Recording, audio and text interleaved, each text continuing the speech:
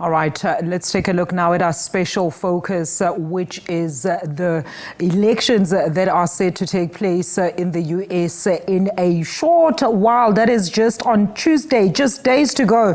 All eyes are fixated on the United States as it heads to one of the most anticipated elections in recent history. We do have our U.S. correspondent, Sherwin Bryce-Pease, joining us now to give us a sense of what is actually happening on the ground as, of course, those preparations get underway ahead of Tuesday's poll. Sherwin, great having you with us. So I guess let's first hear from you about the level of preparedness, as I've mentioned, ahead of Tuesday's poll, which promises to be one of the most hotly contested by far in the United States. Well, the terminology that we'll use right until election day will be dead heat, photo finish, too close to call, and down to the wire. And I think that kind of narrative has been emblematic of all the polling we have seen up to this point. In fact, a number of polls landing just this weekend, Alicia, including from the New York Times and Siena College, which reflects the latest reflections in terms of those key swing states, the battleground states. And what that polling is telling us, in Nevada, Harris has a 3-point edge over Trump, 49 to 46%. In North Carolina, that hasn't voted for a Democratic president since 2008 when Barack Obama swept the state, Harris has a 2-point lead, 48 to 46%. In Wisconsin, 49 to 47%. In Georgia, 48 to 47%. Harris in the lead there. In Pennsylvania, it's a dead heat, a must-win state. Key electoral college votes in that state for both campaigns, 48-48. In Michigan, 47-47, essentially tied in those two states. And in Arizona, Trump has a 4-point margin, 49 to 45. But a lot of these numbers all within the polling's margin of error. The cataclysmic poll that landed last night was from the Des Moines Register poll, Mediacom poll, which is really regarded, Alicia, as one of the gold standard polls in this election cycle, in elections writ large in the United States. And what it found was that Kamala Harris is leading Donald Trump 47 to 44% in the state of Iowa. We have not talked about Iowa as being one of the key swing states in this election cycle. It has been in the past, but it's trended Republican in the last cycles.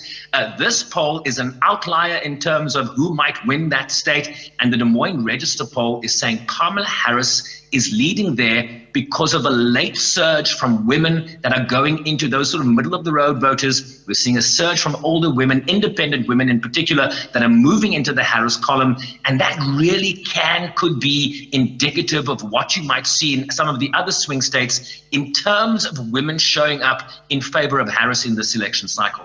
Beyonce being one of those latest recruits to the Harris campaign, Sherwin. But this campaign has also exposed some hidden truths about the current economical state, the demographics, geography for a nation that currently boasts the largest GDP in the world at $29 trillion, with some independent states, if we're talking about figures, having economies that are equivalent to entire countries. But you have unemployment numbers sitting at 4.1%, issues around minimum wage, or the tussle around the issue of minimum wage, tax structures that have also drawn a lot of attention within this particular campaign, with high expectations that whoever wins promptly addresses these issues.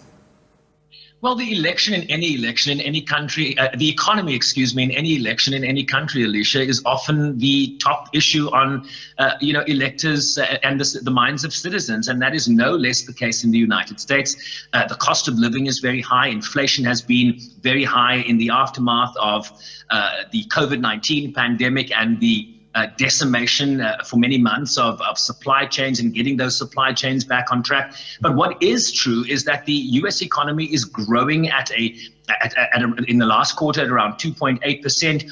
Inflation is back down to levels that are pretty much broadly accepted by economists. So things have changed. Wages are up in the United States, but people still feel the pinch in their pockets. The question really becomes, is that essentially going to be the only issue driving voters to the polls in this cycle? Or are other issues also going to come to play? Abortion rights, access to reproductive care in the United States is also one of the top issues. Is immigration and border security driving people? There's a lot of talk about what the Republicans will do to legislation like the affordable healthcare, also known as Obamacare. Healthcare is also a very important issue here.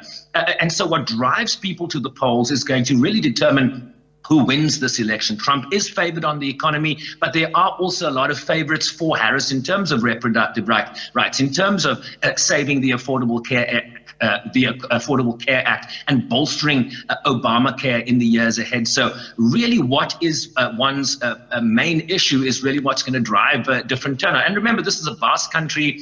You have people in very different states with very different needs and very different priorities. What's your top priority and what's going to get you to the polls? That is really going to determine who wins this election. Absolutely, Sherwin. I mean, there already has been some pronouncement made about possible voter tampering or rigging, allegations of crowdsourced voter fraud. I understand the FBI this morning issuing a warning over fake election videos. Where are these claims emanating from, though? Some reports are even suggesting that Trump is already setting the groundwork to dispute the electoral outcomes.